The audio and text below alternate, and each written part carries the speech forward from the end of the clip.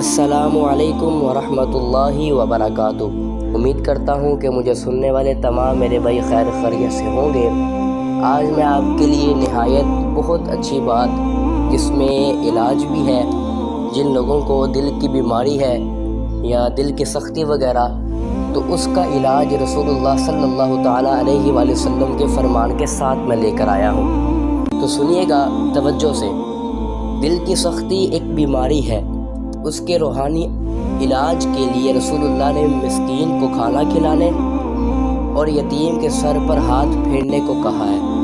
یعنی کہ نبی پاک صلی اللہ تعالیٰ علیہ وآلہ وسلم نے فرمایا، اگر تم اپنے دل کو نرم کرنا چاہتے ہو تو کیا کرنا چاہیے؟ فرمایا کہ تم مسکین کو کھانا کھلاؤ اور یتیم کے سر پر ہاتھ پھیرو۔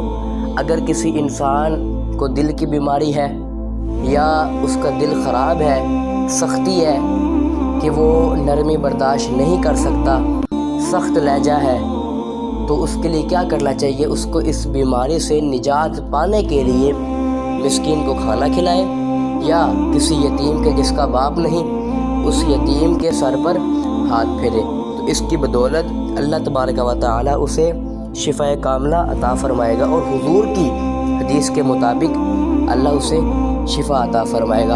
امید کرتا ہوں کہ آپ کو میری بات سمجھ آ گئی ہوگی، تو آپ میرے چینل کو زیادہ سے زیادہ شیئر کریں تاکہ ہماری معلومات زیادہ سے زیادہ لوگوں تک پہنچ سکے، اس پر عمل کریں اور انہیں بھی ثواب حاصل ہو، مجھے بھی ثواب حاصل ہو۔ السلام علیکم ورحمۃ اللہ وبرکاتہ۔